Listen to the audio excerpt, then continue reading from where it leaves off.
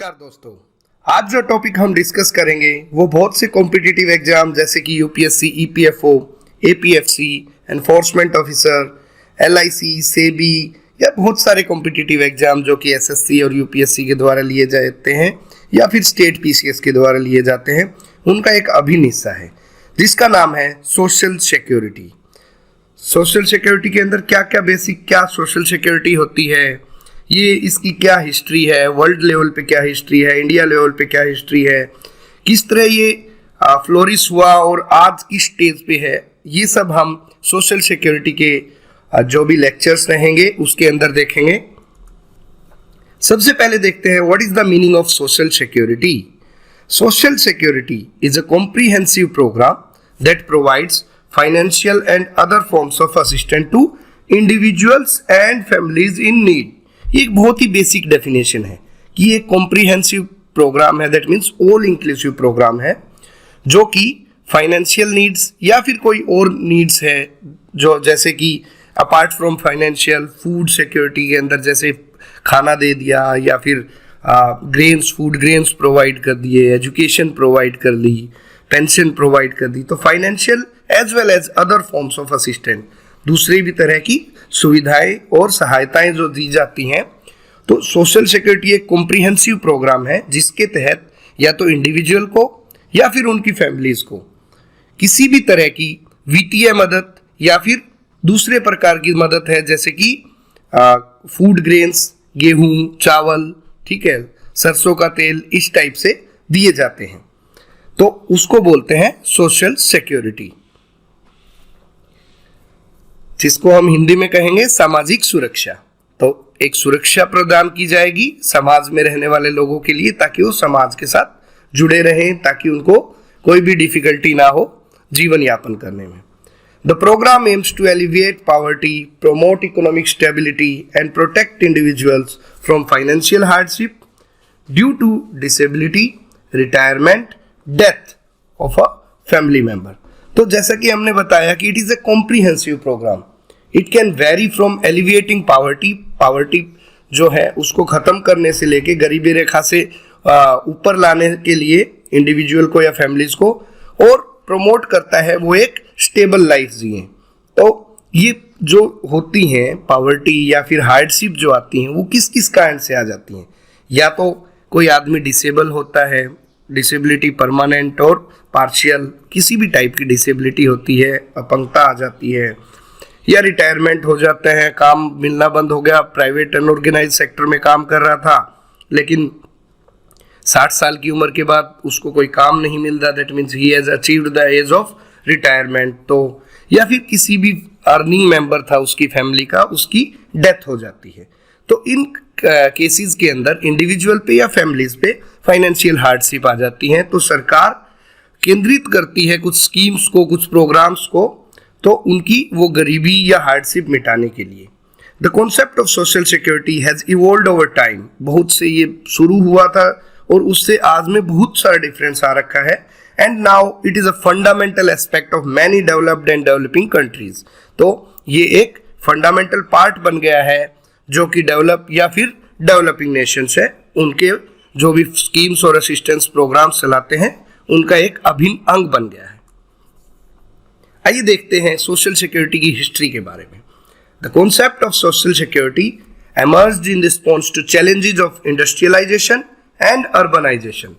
जो इंडस्ट्रियलाइजेशन हुआ था जब 16th सेंचुरी 17th सेंचुरी के इरा में, जब फैक्ट्रीज वगैरह लगी थी और लोग गांव से अर्बन कंटेक्स्ट में आने लगे थे, बहुत ज़्यादा सेग्रीगेट, बहुत ज़्यादा एकदम पहले आराम से खुले खुले जगह में रहते थे, यहाँ पे अर्बन कॉन्ग्लोमरेशन बन गई थी बहुत ज़्यादा, जिनके अंदर हाइजीन कंडीशन नहीं थी, बीमारियाँ फैल रही थी, रहने का तरीका बहुत अलग था, बिकॉज क्या है, वर्कर क्लास थी और इंडस्ट्रियल रिवोल्यूशन के कारण वो आके शहरों में रह गई और अर्बनाइजेशन बन गया, which created new forms of poverty and vulnerability, जो कि बहुत ज़्यादा वल्नरेबल क्लास बन गई थी क्योंकि वो कंडीशंस इतनी अनहाइजीन थी और उनको कभी भी काम से निकाल दिया जाता था, तो उनके लिए जीवन यापन शहर में करना बहुत ही मुश्किल हो जाता था। बीमारियां हो जाती थी तो उनके बीमारियों पे खर्चे लग जाते थे। तो ये सब चैलेंजेस थे इंडस्ट्रियल रिवोल्यूशन के। Germany was the first country to establish a comprehensive social insurance program in 1889. 1889 के अंदर जर्मनी पहला देश बना जिसने comprehensive social insurance program launch किया। उसके बाद फ्रांस ने सोशल इंश्योरेंस प्रोग्राम 1905 में, 1905 में, and then United Kingdom introduce a system of national insurance in 1911 1911 के अंदर एक सिस्टम बनाया नेशनल इंश्योरेंस का, इंग्लैंड ने, यूनाइटेड किंगडम ने। In the United States the first social security programme was the civil war pension programme which provided assistance to disabled veterans and their families। America के अंदर क्या हुआ था, जो सिविल वॉर पेंशन प्रोग्राम था, इसके अंदर क्या था कि जो लोग अमेरिका की तरफ से वेटरन थे, जो फौजी थे, लड़ाई करते थे, और जो डिसेबल हो गए ड्यू टू सम वॉर के अंदर उनकी इंजरीज होगी, या फिर किसी डिसेबल्ड की फैमिलीज थी, या फिर कोई एक्सपायर हो गया, उनकी फैमिलीज बच गई थी, तो इन सब के तहत यूनाइटेड स्टेट ने एक civil war pension programme launch किया। The programme was expanded in the 20th century to include widows and orphans of veterans. इसको बढ़ा के जो कि विधवा थी सैनिकों की और ऑर्फन्स थे, बच्चे थे वेटरन्स के, उनको भी इंक्लूड कर लिया गया। In 1935, President Franklin D. Roosevelt signed the Social Security Act। पहला act president Franklin D Roosevelt ने 1935 में साइन किया था, which established a national program to provide financial assistance to retired workers and their families। तो जो workers retire हो गए या फिर उनकी फैमिलीज के लिए एक फाइनेंशियल असिस्टेंस प्रोग्राम लॉन्च किया गया था, जो कि सोशल सिक्योरिटी एक्ट के तहत 1935 में किया गया था। And these programs which came under Social Security Act provided a safety net for workers and their families, protecting them from economic risk associated with illness, disability and old age। तो ये इस तरह की भाई बीमारी होगी या फिर डिसेबल हो गए due to the working condition, या फिर बुढ़ापे के अंदर उनके और उनके परिवार की एक सेफ्टी नेट की तरह सुरक्षा के मद्देनजर रखते हुए सोशल सिक्योरिटी एक्ट के तहत कई प्रोग्राम्स लागू किए गए। History of social security in India. Bharat के अंदर सोशल सिक्योरिटी सामाजिक सुरक्षा कब से शुरू हुई? It has a long history starting with the British colonial era. However the modern system of social security in India was established after 1947, that is after Indian independence. जो अंग्रेजों के शासनकाल के अंदर कुछ एक्ट लागू हुए थे, जैसे कि workman compensation act of 1923 which provided compensation to workers injured on the job। तो जिनको इंजरी हो जाती थी in the course of employment, उनके लिए वर्कमैन्स कंपनसेशन एक्ट 1923 लागू किया, जो कि आज के दिन एम्प्लॉयज कंपनसेशन एक्ट 1923 के नाम से जाना जाता है, because there was an amendment जिसके अंदर वर्कमैन का नाम बदल के टू इंक्लूड मोर पर्सन, इनको एम्प्लॉयज वर्ड यूज कर दिया गया। उसके बाद आता है एम्प्लॉयज स्टेट इंश्योरेंस स्कीम 1948 के अंदर लागू की गई ESI scheme, which provided medical and cash benefits to worker in certain industries, जो कि मेडिकल और कैश बेनिफिट प्रोवाइड कर रही थी। ESI जो स्कीम है आज भी लागू है, ESI स्कीम जो 1948 के अंदर भारत सरकार ने लागू की थी ministry of labour and employment के तहत। वर्कमैन कंपनसेशन एक्ट और ESI के जो लेक्चर्स है वेरियस कॉम्पिटिटिव एग्जाम्स के लिए, वो हमारे लेबर लॉज के सेक्शन में आप वहां से इनके बारे में डिटेल्ड पढ़ सकते हैं। 1952 के अंदर the government establish the employees provident fund. Employees provident fund बनाया गया which required employers to contribute to a retirement fund for their employees. तो यहाँ पे एक एम्प्लॉयज का हिस्सा होता है, एक एम्प्लॉयर का हिस्सा होता है। तो एम्प्लॉयर कुछ परसेंटेज वो डालते हैं, कुछ परसेंट और एक ये कम्युनिटी पेंशन फंड बन जाता है एम्प्लॉयज प्रोविडेंट फंड, जो कि 1952 में लागू किया गया। In 1961, the government established the Employee State Insurance Corporation, which provided medical and cash benefit to workers in a wide range of industries. Full flash ESIC, जो कि आज एक कॉरपोरेशन है under the ministry of labour and employment, employees state insurance corporation, जो बहुत सारे medical college या फिर dispensaries, ESI dispensaries, ESI hospital, बहुत ही वर्कर्स को मेडिकल सुविधाएं प्रोवाइड करवाने के लिए एक बहुत बड़ी ऑर्गेनाइजेशन बन चुकी है, जो कि 1961 में गवर्नमेंट ने ESIC बनाया to provide medical and cash benefit to workers in a wide range of industry. और इनका एम्बिट भी बढ़ा के आज ये एक बहुत ही अलग दिशा में, बहुत ही बड़े लेवल पे, जहाँ पे मेडिकल कॉलेजेस हैं, हॉस्पिटल्स हैं, डिस्पेंसरीज हैं, और अभी भी रिसेंटली बहुत सारे नए हॉस्पिटल्स इसके तहत बनाए जा रहे हैं। गुजरात के अंदर 2 बहुत बड़े बड़े हॉस्पिटल्स बनाए जा रहे हैं, महाराष्ट्र में बनाए जा रहे हैं। तो ये एक बहुत ही बड़ा एम्बिट हो गया सोशल सिक्योरिटी का, to provide medical assistant to workers. 1995 के अंदर the government established the national social assistance program NSAP, which provided financial assistance to vulnerable groups such as elderly, widows and disabled। एक national social assistance programme चलाया गया elderly, widows और disabled के लिए।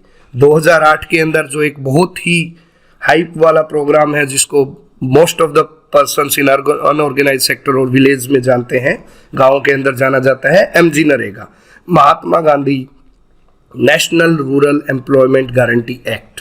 ये act pass किया गया जिसके तहत गांव के अंदर लोगों को एम्प्लॉयमेंट की गारंटी दी जाएगी, 100 दिन काम की गारंटी दी जाएगी, which provided a guaranteed minimum of 100 days of employment per year to the rural household. The government also introduce the national pension system NPS, जो कि आज के तहत इसके बारे में मोस्ट ऑफ द लोग जानते हैं। NPS लागू किया गया, national pension system, which provided a retirement saving scheme for all the citizens. पहले जो पेंशन स्कीम होती थी वो बेसिकली गवर्नमेंट सर्वेंट्स के लिए लगाई जाती थी, लेकिन NPS के तहत प्राइवेट लोग भी इसके अंदर अपना एक पेंशन फंड या रिटायरमेंट सेविंग स्कीम चला सकते हैं। NPS is a government sponsored pension scheme. सबसे बड़ी बात है कि जो NPS है वो एक गवर्नमेंट स्पॉन्सर्ड स्कीम है, विच वॉज लॉन्च्ड इन 2004। 2004 में गवर्नमेंट एम्प्लॉइज के लिए लॉन्च की गई ओल्ड पेंशन स्कीम को हटा के। However in 2009 it was open to all section. 2009 के अंदर इसको भारत के किसी भी सिटीजन के लिए ओपन कर दिया गया। वो अपना NPS अकाउंट खुलवा के उसके अंदर कुछ कंट्रीब्यूशन कर सकते हैं, जो कि बाद में at the time of retirement, after they achieve the age of 60 years और आफ्टर दे रिटायर और टेक सुपरएनुएट, वो उस फंड को यूटिलाइज कर सकते हैं। The scheme allows subscriber to contribute regularly in a pension account during their working life. On retirement, subscriber can withdraw a part of the corpus in a lump sum or use the remaining corpus to buy an annuity to secure a regular income after retirement.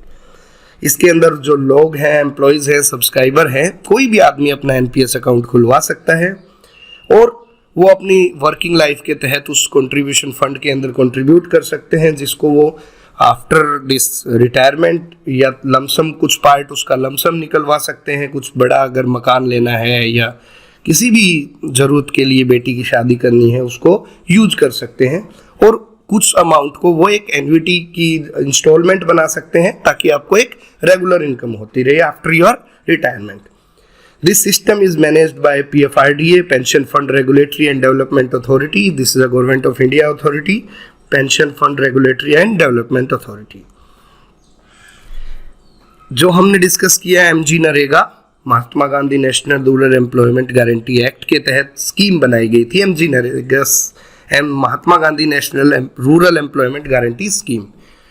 Let's look into what is the contribution to sustainable development. आज आपने देखे millennium development goals थे MDG, अभी जो नए goals हैं जिनको achieve करना है इंडिया और पूरे वर्ल्ड लेवल पे यूनाइटेड नेशन की तरफ से, वो है sustainable development goals.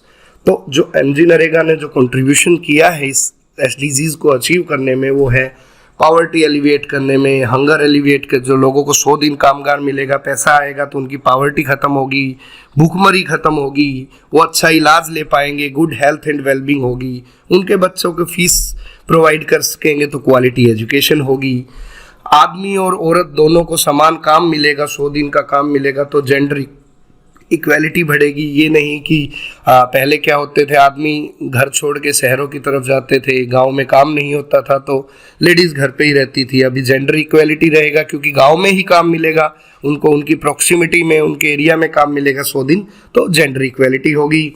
Decent work, decent nature of work होगा, कोई गलत काम नहीं होगा तो उनकी इकोनॉमिक ग्रोथ होगी।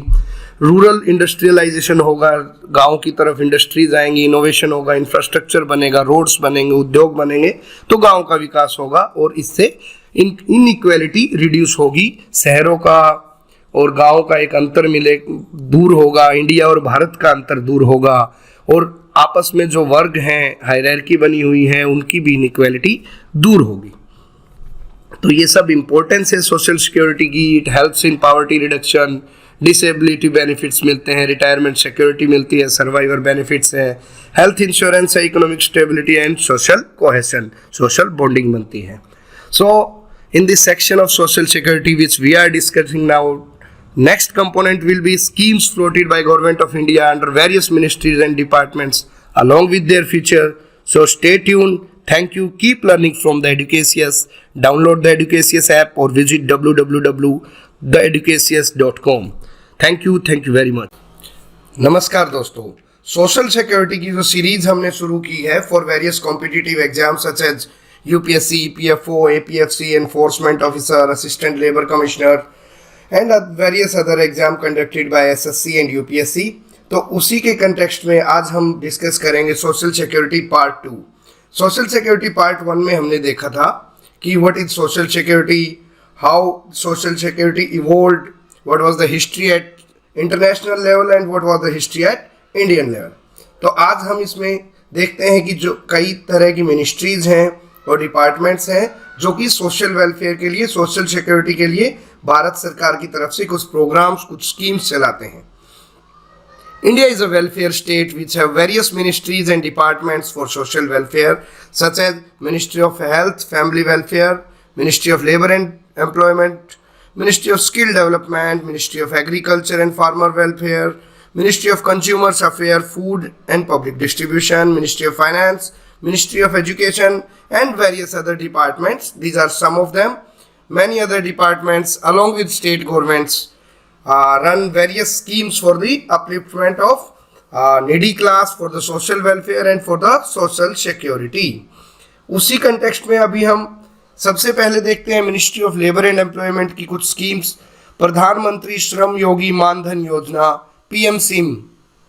पीएम सिम के अंदर क्या है, age specific contribution shall be made by the beneficiary and the matching contribution shall be made by the central government. Means it is a central government scheme जहां पे as specific contribution, as के हिसाब से, worker की उम्र के हिसाब से कंट्रीब्यूशन किया जाएगा, वो बेनिफिशियरी भी देगा और उतना ही कंट्रीब्यूशन सेंट्रल गवर्नमेंट देगी।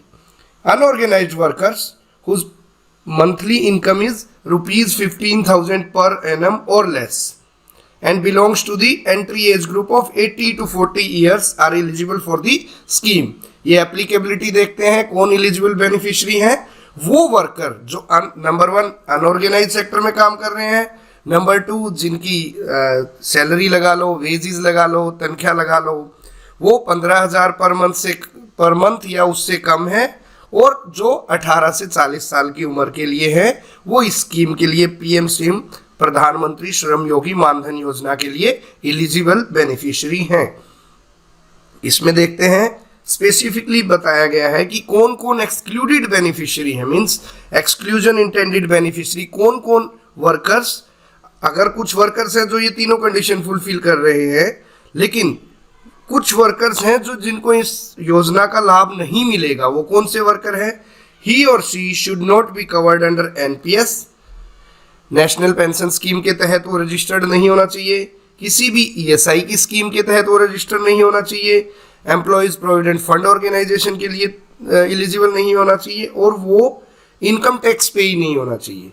तो ये जो इन तीन जो ऊपर लिखी कंडीशंस के साथ साथ ये चार ये जो हैं कंडीशन और हैं जो कि एक्सक्लूजन इंटेंडेड बेनिफिशियरी हैं, कि वो ना एनपीएस के अंदर रजिस्टर्ड होना चाहिए, ना उनके ऊपर कोई ईएसआईसी स्कीम एप्लीकेबल का होनी चाहिए या उसका फायदा उठा रहे होने चाहिए, ना वो कोई प्रोविडेंट फंड के अंदर रजिस्टर्ड होने चाहिए एपीएफओ के अंदर, और ना ही वो इनकम टैक्स पे ही होने चाहिए। Minimum assured pension of ₹3,000 per month after the age of 60 years will be given to the eligible beneficiaries. Family pension is applicable only to spouse. इसके अंदर क्या है, जो ये तीनों कंडीशन फुलफिल करता है और पीएम सिम योजना के तहत बेनिफिशियरी आता है, उसको 60 साल की उम्र होने के बाद 3,000 रुपये पर मंथ की अश्योर्ड पेंशन राशि दी जाएगी। और जो फैमिली कंडीशन है, मान लो वो उसके फैमिली को भी पेंशन दी जाने का प्रावधान है, वो उस केस में सिर्फ उसकी वाइफ को कंसिडर किया जाएगा, स्पाउस को कंसिडर, अगर मेल है तो वाइफ को, फीमेल है तो हस्बैंड को। तो फैमिली पेंशन उसके ऊपर एप्लीकेबल होगी सिर्फ स्पाउस के लिए। ऑब्जेक्टिव क्या है इस स्कीम का? इस स्कीम का ऑब्जेक्टिव है old age protection and social security of unorganised worker. जो वर्कर ऑर्गेनाइज सेक्टर में काम नहीं करते, असंगठित कामगार जिनको हम बोलते हैं, उनकी बुढ़ापे की, ओल्ड एज की प्रोटेक्शन के लिए एक सोशल सिक्योरिटी स्कीम चलाई गई है, to provide them pension in the unorganised sector worker. अभी करंटली देखा जाए तो enrolment under PM SYM declined in 2021-22 due to income and job loss suffered by unorganized sector worker due to Covid pandemic. जो Covid pandemic आया था, कोविड-19, उसके तहत क्या है, लोगों की नौकरियां चली गई, अनऑर्गेनाइज्ड सेक्टर में काम नहीं मिलता था, तो वो जब काम, जॉब लॉस हो गया, लॉस ऑफ इनकम होगी, तो वो लोग उसके अंदर रजिस्टर्ड कराने के लिए एलिजिबल नहीं हो पाए, तो उनका एनरोलमेंट कम हो पाया। तो this is a current affair question कि why did enrollment under PM SIM declined in the 21-22 years? Because of the COVID-19, there was a loss of job loss suffering as well as loss in income of the unorganized workers. Salient features, आइए देखते हैं इसकी क्या क्या salient features हैं। Number 1, contribution। सबसे पहले जो गवर्नमेंट है, government age specific contribution shall be made by beneficiary and the matching contribution by the central government. Worker, the contribution from worker per month will change depending upon the applicant's age. इसमें क्या है, 18 से 40 साल तक की उम्र निर्धारित की गई है कि 18 साल वालों को कितना कॉन्ट्रीब्यूशन पे करना है, 19 साल वालों को कितना करना है, 20 साल जिसकी उम्र है उसको कितना कंट्रीब्यूशन पे करना है। इट इज़, ये बीमा की तरह है, जैसे हम बीमा का प्रीमियम पे करते हैं, ऐसे ही यहाँ पे भी कंट्रीब्यूशन, मंथली कंट्रीब्यूशन दिया जाएगा।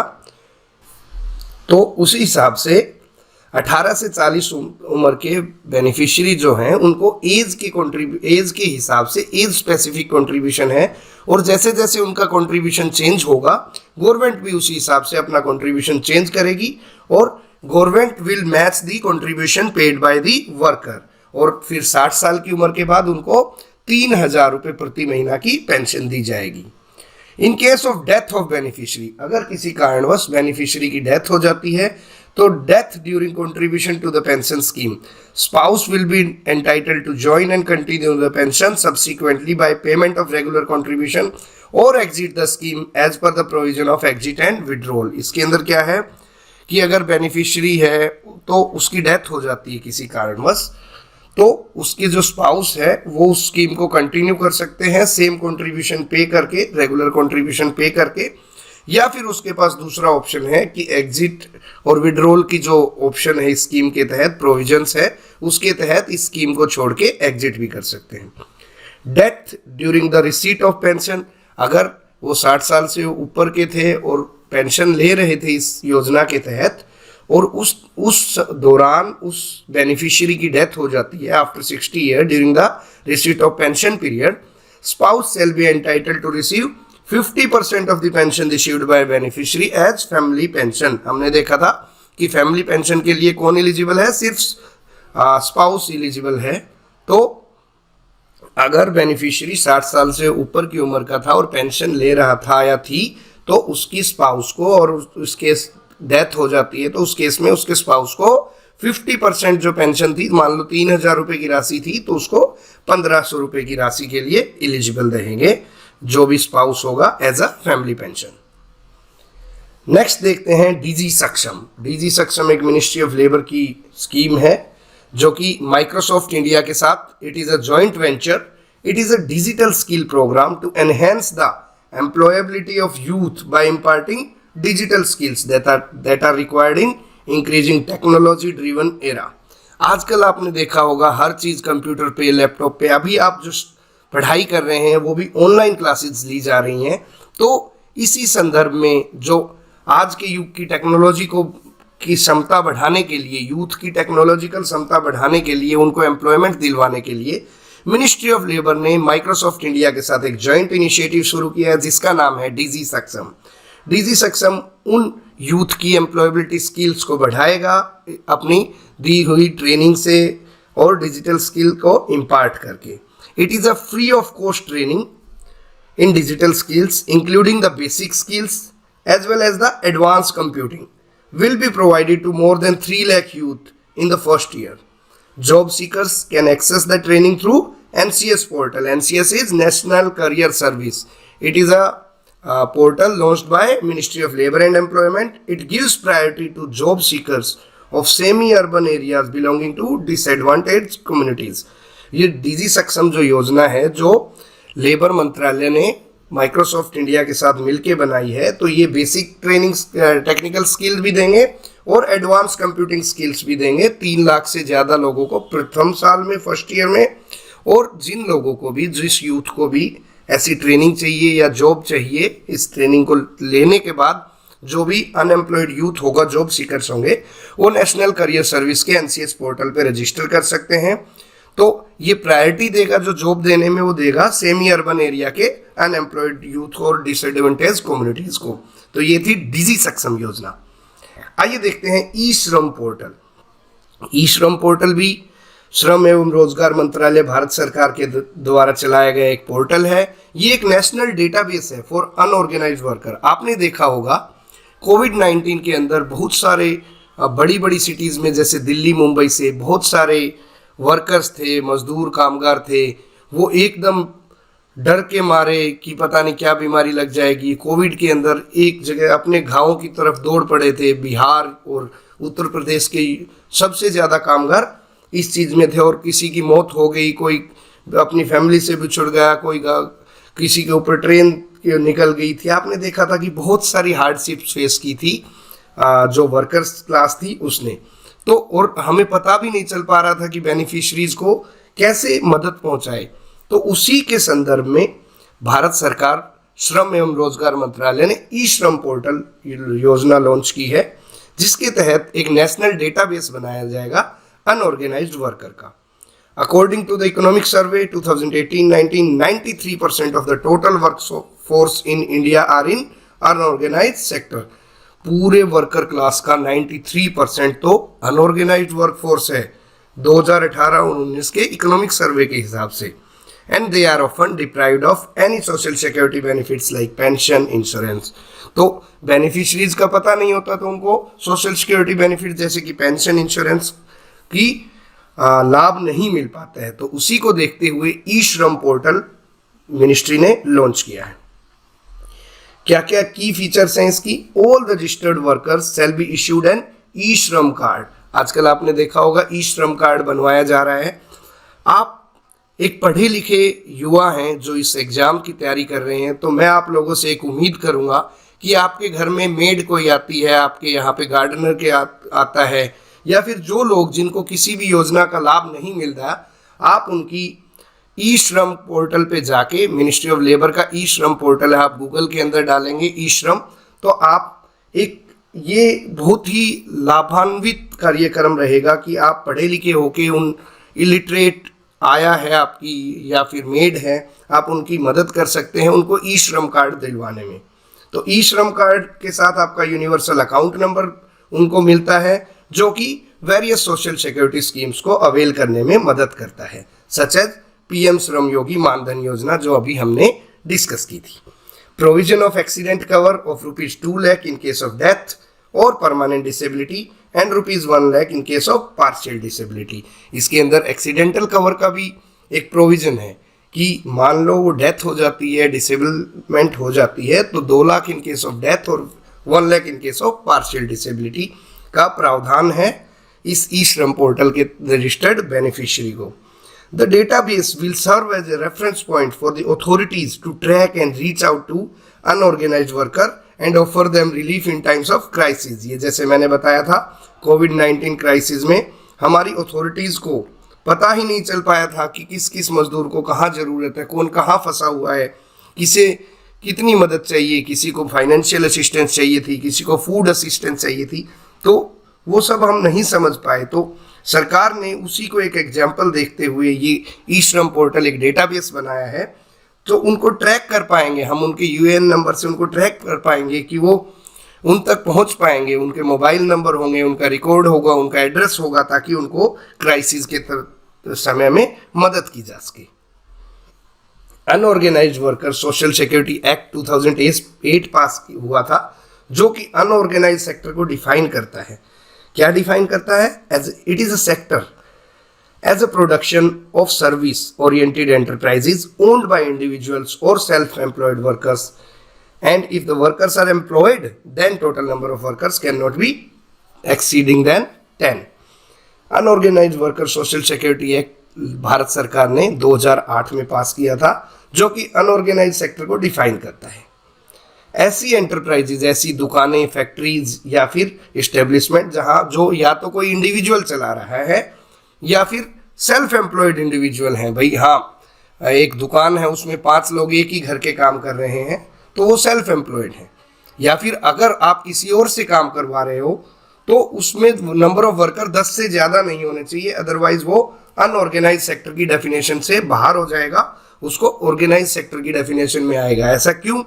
क्योंकि बहुत सारी सोशल सिक्योरिटी स्कीम है, पीएफ की है और ग्रेट्युटी की है। ये सब 10 या 10 से ज़्यादा लोग अगर आपके अंडर काम कर रहे हैं तो वहाँ पे और बेनिफिशियरीज सोशल सिक्योरिटी स्कीम्स लागू हो जाती हैं। तो 10 से कम वालों के लिए unorganised worker social security act 2008 pass किया गया था। आइए देखते हैं आत्मनिर्भर भारत रोजगार योजना ABRY क्या है। It was launch to boost the employment in formal sector. अभी तक हम अनऑर्गेनाइज सेक्टर की बात कर रहे थे, ये है ऑर्गेनाइज सेक्टर के लिए। ऑर्गेनाइज सेक्टर, फॉर्मल सेक्टर में एम्प्लॉयमेंट को बढ़ावा देने के लिए, रोजगार को बूस्ट करने के लिए जो योजना बनाई गई वो है आत्मनिर्भर भारत रोजगार योजना। टू इंसेंटिवाइज एम्प्लॉयर्स, ये योजना एम्प्लॉयर्स को इंसेंटिव देने के लिए है for creation of new employment along with social security benefits and restoration of loss of employment during कोविड-19 पैंडेमिक। बहुत से युवा बेरोजगार हो गए थे कोविड-19 में, और वो अभी तक उन लोगों को नौकरी नहीं मिल पाई है, कोई भी एम्प्लॉयमेंट नहीं मिल पाई है। तो ये रोजगार योजना चलाई गई भारत सरकार ने उन एम्प्लॉयर को इंसेंटिव देने के लिए कि आप नई तरह की जॉब निकालिए, नई एम्प्लॉयमेंट निकालिए, जिसके तहत सोशल सिक्योरिटी बेनिफिट भी दिया जाए और लोगों को जो कोविड-19 में अनएम्प्लॉयमेंट यूथ जनरेट हुआ था उनको एम्प्लॉयमेंट दी जाए। क्या क्या इसकी खासियत है, salient feature क्या है? It is a central sector scheme. It has been launched for the period of 2020 to 23 under आत्मनिर्भर Bharat package 3.0।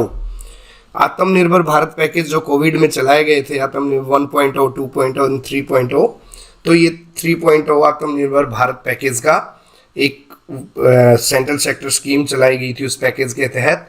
For establishment employing more than 1000 employ, जो फैक्ट्री या जो इस्टेब्लिशमेंट 1000 से ज़्यादा एम्प्लॉय कर रही है, तो government will pay only employees EPF contribution in respect of new employees for 2 years। तो उसमें ले जो EPF कंट्रीब्यूशन एम्प्लॉयज का वो 2 साल के लिए सरकार देगी, जिनमें 1000 से ज़्यादा एम्प्लॉयज काम कर रहे हैं। और जिनमें 1000 से कम काम कर रहे हैं तो गवर्नमेंट एम्प्लॉयज का और एम्प्लॉयर का दोनों का जो PF कंट्रीब्यूशन है वो देगी नए एम्प्लॉयज के लिए 2 साल तक, ऑन और after the period of 1 October 2022 and up to June 30, 2021। ठीक है, तो ये जो इस दौरान जो यूथ काम पे आए हैं, इस दौरान उनका 2 साल तक का employers contribution and employees contribution, 2 part होते हैं PF कंट्रीब्यूशन के, तो ये दोनों भारत सरकार देगी जहां पे 1000 से कम एम्प्लॉयज काम कर रहे हैं। तो ये सैलिएंट फीचर थी आत्मनिर्भर भारत रोजगार योजना की। इसमें आत्मनिर्भर भारत रोजगार योजना के अंदर बेनिफिशियरी कौन होंगे? Employees with less than 15,000 monthly wages and not working in any establishment registered with EPFO before 1 October 2020. EPFO shall work out modality to ensure that there is no overlapping of benefit provided under the scheme with any other scheme implemented by EPFO. ये इसके अंदर जो beneficiary होंगे, एक तो हमने देखा कि जो 1 अक्टूबर 2020 के बाद जो लगे हैं जून 30 2021 तक, उनको 2 साल का पीएफ कंट्रीब्यूशन एम्प्लॉयज का भी एम्प्लॉयर का भी सरकार वहन करेगी, और उस एम्प्लॉयज की सैलरी 15,000 पर मंथ से नीचे होनी चाहिए, और वो ईपीएफओ के साथ रजिस्टर्ड नहीं होना चाहिए, ईपीएफओ का स्कीम्स का फायदा उठाता नहीं होना चाहिए, सो दैट ओवरलैपिंग ना हो जाए सोशल सिक्योरिटी बेनिफिट्स की। अगली स्कीम देखते हैं, अटल बीमित व्यक्ति कल्याण योजना ABVKY। क्या ऑब्जेक्टिव है इसका? Unemployment benefit is paid to workers under ESIC scheme. ये जो स्कीम है ये ESIC employ state insurance corporation के अंडर चलाई गई है, जिसके तहत जो भी ESIC के रजिस्टर्ड बेनिफिशियरी हैं उनको अनएम्प्लॉयमेंट बेनिफिट दिया जाता है। आइए देखते हैं इसके salient feature. It is a welfare measure being implemented by ESIC corporation के द्वारा ये वेलफेयर मेजर इम्प्लीमेंट किया जा रहा है। It offers cash compensation to workers covered under ESI scheme when they are rendered unemployed. ये बहुत ही अच्छी स्कीम है, लोगों को पता नहीं होता इस स्कीम का। अगर आपको ESI स्कीम इसका बेनिफिट मिल रहा था पुराने एम्प्लॉयर के, और आप एकदम बेरोजगार हो जाते हो ड्यू टू एनी सर्कमस्टेंस, आपको काम से निकाल दिया जाता है या वैसे आप छोड़ देते हो, मतलब किसी भी कारणवश आपकी नौकरी चली जाती है, तो आपको कैश कंपनसेशन दिया जाएगा इस योजना के तहत। ESI schemes aims to protect the employees against the impact of incidences like sickness, maternity, disablement or death due to employment injury and to provide medical care to insured person and their families। तो जो भी लाभार्थी थे ESI scheme के, और वो किसी भी कारण डेथ, डिसेबलमेंट, मैटरनिटी, सिकनेस या उनकी डेथ हो जाती है, तो उनके बेनिफिशियरी उनके फैमिली मेंबर्स या लीगल हेयर्स को बेनिफिट मिलेंगे, तो उनके लिए अनएम्प्लॉयमेंट कैश कंपनसेशन है। तो मिनिमम इसके लिए जो एप्लीकेबिलिटी है वो है minimum 2 year of insurable employment is required to claim the relief amount. मतलब आप कम से कम 2 साल तक एक इंश्योरेबल एम्प्लॉयड यूथ पर्सन होने चाहिए, वर्कर होने चाहिए, नॉट ओनली यूथ। तो ये अटल बीमित व्यक्ति कल्याण योजना में जिनका ESI के तहत बीमित व्यक्ति हैं, जो इंश्योर्ड पर्सन है, IP बोलते हैं यूजुअली हम ESI एक्ट के तहत, IP इंश्योर्ड पर्सन, तो जो कम से कम 2 साल के लिए इंश्योर्ड पर्सन है वो ये रिलीफ ले सकता है in case of unemployment due to various reasons. अभी इस स्कीम के अंदर रिसेंटली चेंजेस किए गए हैं। ये स्कीम थी, ये इंट्रोड्यूस की गई थी एक साथ 2018 से, 1 जुलाई 2018 से, on a pilot basis for 2 years initially, but it has been extended now up to 20 जून 2021, 20 जून 2021 तक की गई थी। Relaxation made to cope with job loss during कोविड-19 पैंडेमिक, अभी उसको और बढ़ा दिया गया है। तो कोविड-19 के अंदर जो भी जॉब लॉस हुई थी उसके तहत उसके अंदर इन लोगों को कैश कंपनसेशन देने के लिए इसको रिलैक्सेशन किया गया। Payment of relief enhance to 50% of average wages payable up to maximum 90 days of unemployment. पहले ये 25% जो आपकी लास्ट ड्रॉन वेज थी, अभी एवरेज वेज थी, not last drawn, average wage का 25% मिलता था, अब इसको बढ़ा के 50% दिया जा रहा है। मतलब आपको आधी सैलरी मिलेगी 90 दिन के लिए, अगर आप किसी कारण अनएम्प्लॉयड हो जाते हो, आपकी नौकरी चली जाती है तो। Claim can be filed directly by workers, earlier they needed to get it forwarded by the last employer. इसके तहत क्या रहेगा कि पहले क्या होता था कि लास्ट एम्प्लॉयर से एक सर्टिफिकेट बनवाना पड़ता था, और वो जो ये इसके लिए जो क्लेम फाइल करवाए वो फॉरवर्ड करवाना पड़ता था लास्ट एम्प्लॉयर से, लेकिन अभी चेंज करके डायरेक्टली एक वर्कर फाइल कर सकता है। Relief becoming payable after 30 days of employment. पहले 90 दिन का था, अभी इसको घटा के 30 दिन कर दिया गया है कि 30 दिन अगर आप मिनिमम 30 डेज अनएम्प्लॉयड रहते हैं तो आप इसके लिए लाभान्वित हो जाएंगे। Benefit will be settled within 15 days from the date of an application, enhanced relief will be payable during 24 March 2022 31 December 2020। तो ये जो बेनिफिट है ये आपको एप्लीकेशन करने के 15 दिन के अंदर ही सेटल किया जाना पड़ेगा, और ये जो 25% की जगह 50% एनहेंस किया गया है वो इस पीरियड के लिए किया गया है। नेक्स्ट स्कीम देखते हैं, national child labour project scheme, NCLP। National child labour project एक स्कीम है जो कि चाइल्ड लेबर को एलिमिनेट करने के लिए मिनिस्ट्री ऑफ लेबर ने चलाई है। To eliminate all forms of child labour, to contribute to the withdrawal of all adolescent worker from hazardous occupation and processes and their skilling and integration in an appropriate occupation. तो जो भी adolescent है, adolescent कहाँ है, hazardous occupation में काम नहीं कर सकते, उनके लिए डिफाइन किया गया है कुछ ऑक्यूपेशन जहाँ पे सिर्फ वो काम कर सकते हैं। तो इसका एक मकसद ये है कि जितने भी एडोलसेंट हैं उनको हजार्डस ऑक्यूपेशन और प्रोसेस से निकाल के उनको स्किल डेवलपमेंट करके और अप्रोप्रिएट ऑक्यूपेशन के अंदर डालना है। चाइल्ड लेबर प्रोजेक्ट का मेन एम खत्म करनी है हर प्रकार की चाइल्ड लेबर, एडोलसेंट को भी बाहर निकालना है। Raising awareness among stakeholders and target community, सबसे बड़ा है कि अवेयरनेस जागरूक करनी है ताकि चाइल्ड लेबर को एलिमिनेट किया जा सके। और इसके तहत एक child labour monitoring, tracking and reporting system भी बनाया जाना है, ये बनाया गया है जिससे कि चाइल्ड लेबर को मॉनिटर किया जा सके ताकि वो दोबारा ही इस चाइल्ड लेबर के चंगुल में ना फंसें, और उनको ट्रैक किया जाएगा। रिपोर्टिंग का एक वो पोर्टल बनाया गया है।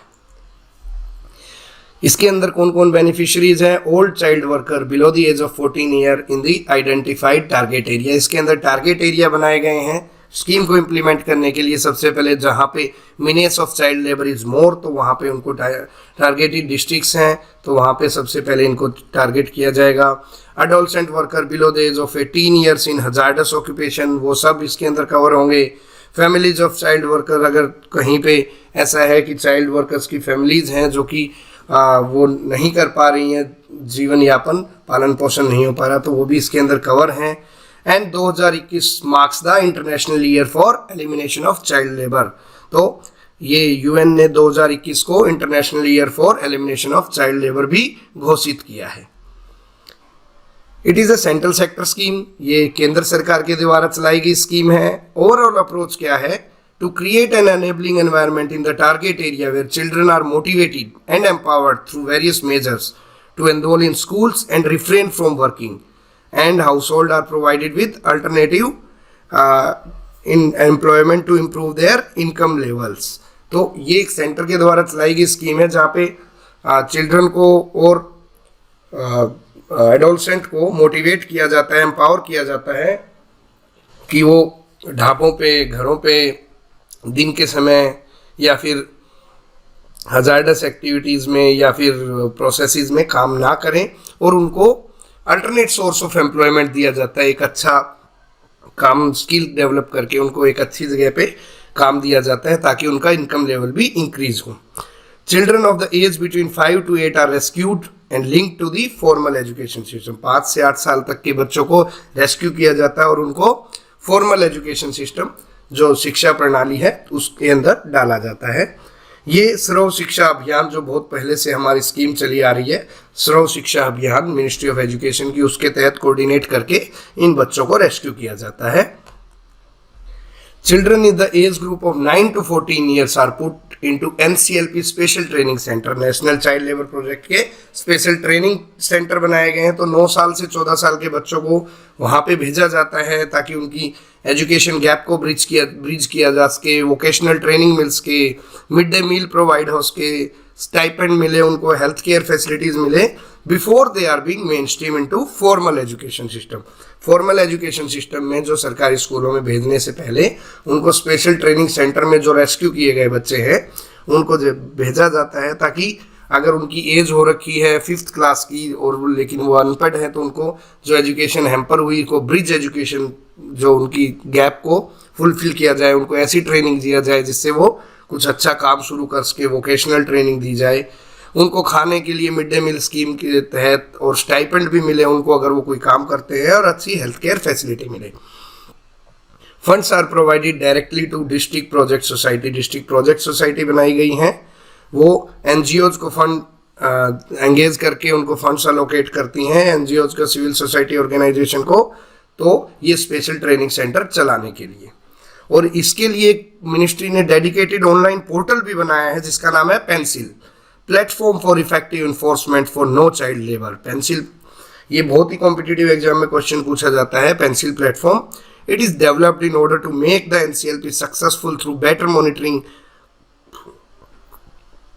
And implementation, ensuring the timely disposal of work with transparency। तो ये पेंसिल प्लेटफॉर्म बनाया गया है ताकि इस स्कीम को सक्सेसफुल किया जा सके, इसको अच्छे से मॉनिटर किया जा सके, इसके प्रोविजन को इम्प्लीमेंट करने में कोई दिक्कत ना आए और सब काम ट्रांसपेरेंसी से हो सके।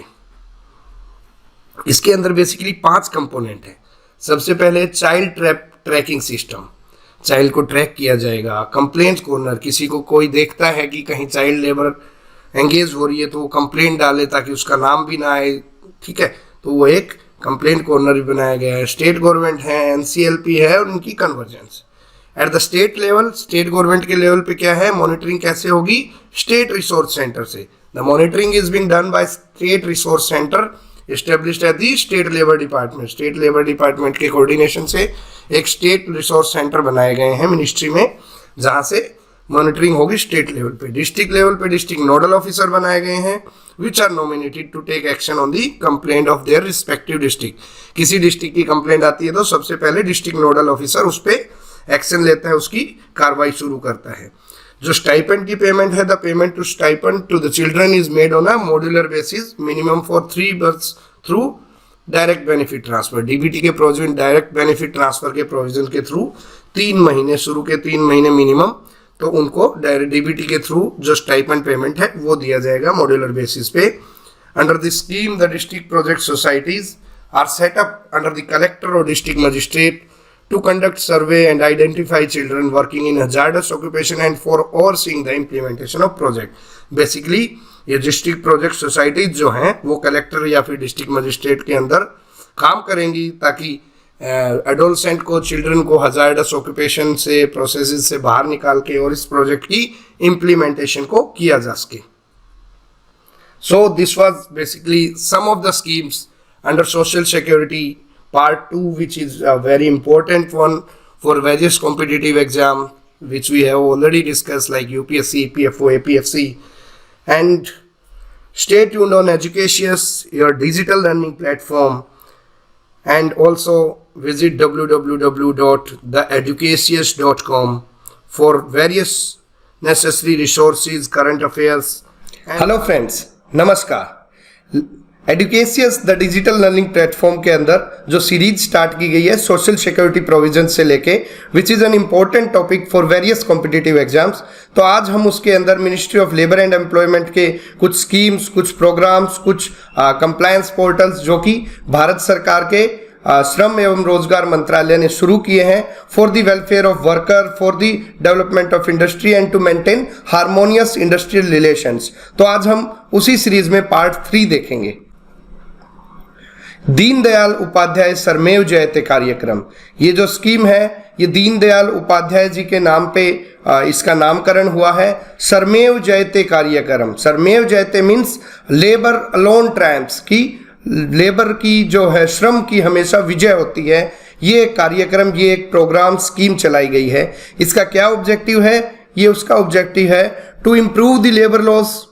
जो लेबर लॉज हैं उसके अंदर कोई कमियां हैं, कोई त्रुटियां हैं, उसको ख़त्म करना। कंप्लायंस के जो मेथड्स हैं, मॉड्यूल्स हैं और जो एम्बिग्यूटीज आती हैं कंप्लायंस में, जो कि इंडस्ट्रियलिस्ट या फिर इस्टेब्लिशमेंट के ओनर कंप्लायंस करते हैं, उन कंप्लायंस को इजी करना। ईज ऑफ डूइंग बिजनेस जो कि भारत सरकार का एक उद्देश्य है, उसकी दिशा में काम करना। To improve the condition of labour in India, Bharat के अंदर जो श्रमिकों हैं उनकी कंडीशन को, उनकी स्थिति को अच्छा करना। And to provide conducive environment for industrial development, industry के जो डेवलपमेंट है उसके लिए एक बेहतर एनवायरनमेंट प्रोवाइड करना, एक बेहतर वातावरण देना एम्प्लॉयर्स को या और जो भी लोग यहाँ पे इन्वेस्टमेंट के लिए आ रहे हैं उनको। तो इसी संदर्भ में चलाया गया दीनदयाल उपाध्याय श्रमेव जयते कार्यक्रम। आइए देखते हैं इसके अंदर क्या क्या इसकी फीचर्स हैं।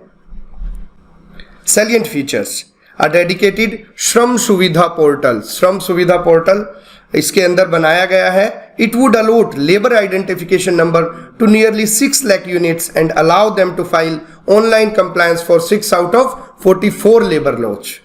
16 out of 44 labour laws. Shram Suvidha portal, एक पोर्टल बनाया गया है। आप देखेंगे कि पहले क्या होता था, पीएफ डिपार्टमेंट अलग रजिस्ट्रेशन नंबर देता था, लेबर डिपार्टमेंट अलग नंबर देता था, सीएलसी का अलग नंबर रहता था, ईएसआईसी का अलग नंबर रहता था। ऐसे डिफरेंट डिपार्टमेंट्स के रजिस्ट्रेशन नंबर अलग अलग होते थे। तो ये बहुत ही एक एम्प्लॉयर के लिए एम्बिग्यूटी, परेशानी का कारण हो जाती थी कि मिनिस्ट्री एक है लेकिन नंबर ऑफ रजिस्ट्रेशन नंबर है।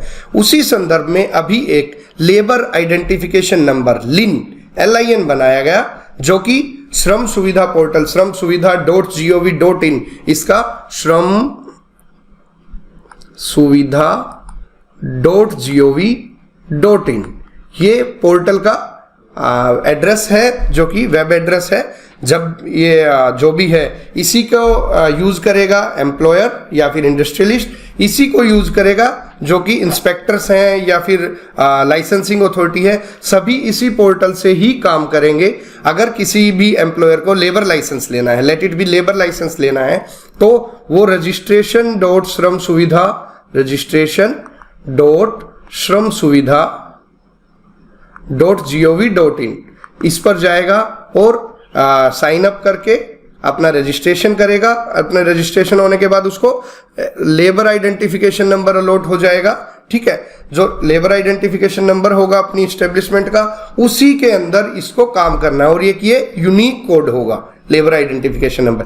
ऐसे ही अगर किसी इंस्पेक्टर को इंस्पेक्शन के लिए करना है तो वो भी ऐसे नहीं कि अब रैंडमली कोई जाके इंस्पेक्शन कर लिया, वो भी जो इंस्पेक्शन अलॉटमेंट रहेगी वो भी श्रम सुविधा पोर्टल के थ्रू रहेगी। और इंस्पेक्शन करने के बाद श्रम सुविधा पोर्टल के ऊपर ही आपको इंस्पेक्शन रिपोर्ट जारी करनी है और उसके ऊपर ही जो एम्प्लॉयर होगा उसकी कंप्लायंस रिपोर्ट देगा। Means basically it is E mode, electronic mode of inspection होगा। ये ट्रांसपेरेंसी लेके आएगा, टाइम बाउंड इंस्पेक्शन होंगे, ठीक है, और इसके अंदर करप्शन खत्म होगा।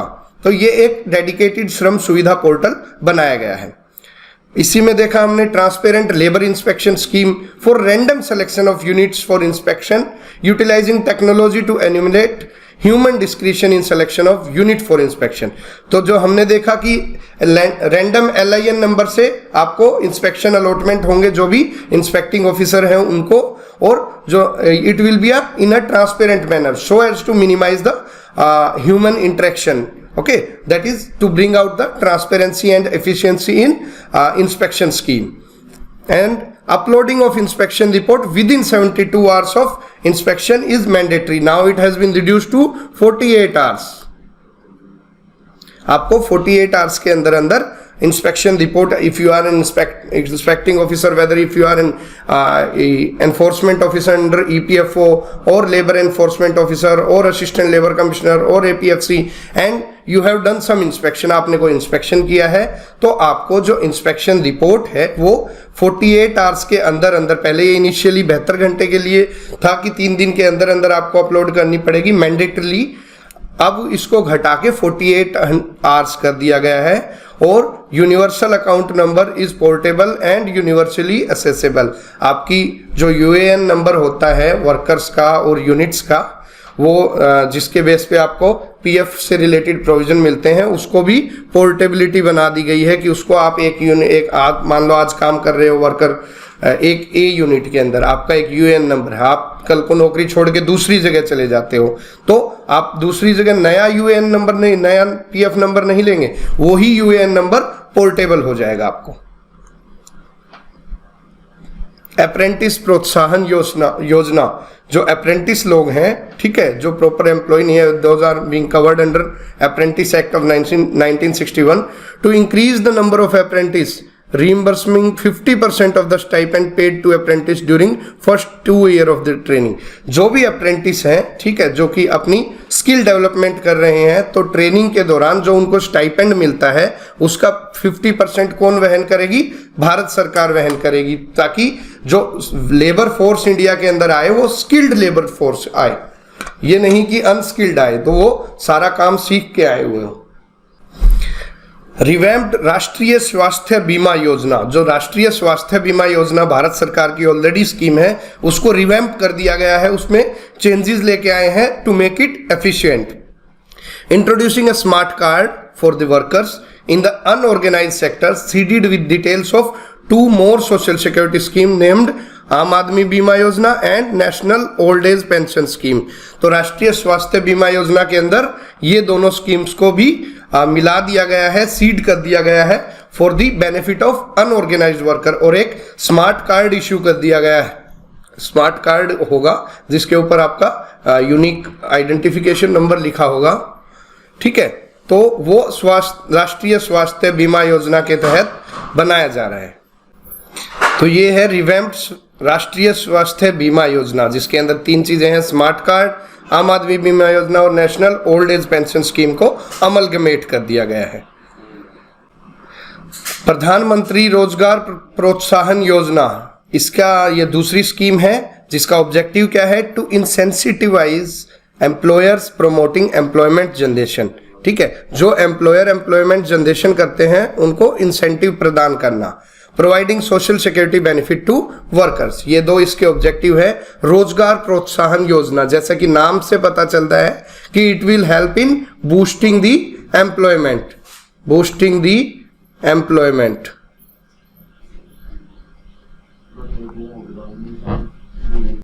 सो बेसिकली ये एम्प्लॉयर्स को इंसेंटिव देने के लिए भी और वर्कर्स को भी सोशल सिक्योरिटी प्रदान करने के लिए प्रधानमंत्री रोजगार प्रोत्साहन योजना बनाई गई है। कौन कौन इंटेंडेड बेनिफिशियरी रहेंगे, all establishment registered with the EPFO can apply for availing benefits, the establishment must have a labour identification number. हमने देखा कि लेबर आइडेंटिफिकेशन नंबर कब किस योजना के तहत इंट्रोड्यूस किया गया है, हमने जो पिछली योजना देखी थी, ठीक है, दीनदयाल उपाध्याय श्रमेव जयते कार्यक्रम, श्रमेव जयते कार्यक्रम, उसके तहत जो लेबर आइडेंटिफिकेशन नंबर की योजना चलाई गई है, जो स्कीम चलाई गई है, तो प्रधानमंत्री रोजगार प्रोत्साहन योजना के तहत वो सारी रजिस्टर्ड एस्टेब्लिशमेंट जो कि ईपीएफओ से रजिस्टर्ड हैं और जिनके पास एलआईएन नंबर है, वो इस योजना के तहत एप्लीकेशन कर सकते हैं, वो इंटेंडेड बेनिफिशियरी हैं। क्या ऑब्जेक्टिव है इस योजना का? Under the scheme government is paying full employers contribution of 12% towards EPF and EPS both. Employees provident fund का जो कंट्रीब्यूशन एम्प्लॉयर देता है एम्प्लॉयज को, और एम्प्लॉयज पेंशन स्कीम का जो कंट्रीब्यूशन देता है, दोनों का जो 12% का कंट्रीब्यूशन देता है वो भारत सरकार वहन करेगी for all the sector for a period of 3 years in respect of new employees. ये जरूरी है कि जो वहन करेगी वो करेगी सिर्फ नए एम्प्लॉयज के केस में, who have been registered with the EPFO on or after 1st of April 2016 with the salary up to 15,000 per month rupees। तो मतलब इसमें हमने देखा कि 3 चीजें हैं। नंबर 1, एम्प्लॉयज जो होने चाहिए वो नए होने चाहिए, न्यू एम्प्लॉयज होने चाहिए, पुराने जो कई सालों से काम करते आ रहे हैं उनके केस में ये नहीं होगा, ठीक है। और जो नए एम्प्लॉयज होंगे उनके केस में जो 12% का कंट्रीब्यूशन है ईपीएफ का और ईपीएस का, वो पूरा का पूरा 12% भारत सरकार वहन करेगी। और जो नए एम्प्लॉयज होने चाहिए उनकी डेट क्या है, 1 अप्रैल 2016 के बाद के वो एम्प्लॉयज होने चाहिए, वो रजिस्टर्ड होने चाहिए ईपीएफओ के पास, जो ईपीएफओ के दायरे के अंदर रजिस्टर हुए हैं। तो ये 3 कंडीशन है। तो obviously it is being implemented by EPFO only, ठीक है। This entire system is online, there is no paper work और some offline mode, and it is Aadhaar card based, it is Aadhaar based. इसके 2 बेनिफिट रहेंगे, क्या क्या रहेंगे? The employer is incentivised for increasing the employ base and a large number of workers find job in such establishment. तो क्या रहेगा कि अगर 12% भारत सरकार दे रही है ईपीएफ और ईपीएस कंट्रीब्यूशन, तो एम्प्लॉयज को जो खर्चा रहता है एम्प्लॉयर को वो कम रहेगा, तो वो उसको इंसेंटिव मिलेगा कि लेबर फोर्स को बढ़ाए, नए लोगों को रिक्रूटमेंट दे, नए लोगों को एम्प्लॉयमेंट दे। तो ये एक इंसेंटिव बेस्ड स्कीम है। और वर्कर्स के लिए क्या बेनिफिट रहेगा कि अगर एम्प्लॉयमेंट जनरेशन होगा तो उन लोगों को ज्यादा से ज्यादा नौकरी मिलेगी, ठीक है। तो ये करीबन 98.3 लाख एम्प्लॉयज को बेनिफिट देगा, जो कि 2016 के बाद ईपीएफ के एम्बिट के अंदर आए हैं नई रिक्रूटमेंट में, और करीबन 1.21 लाख एस्टेब्लिशमेंट को फायदा देगा। तो ये फर्स्ट 3 इयर्स के लिए ये वहन करेगी भारत सरकार, इसको आगे बढ़ा दिया गया था। Central sector scheme for rehabilitation of bonded labour. Bonded labour कौन होते हैं? बंधुआ मजदूर।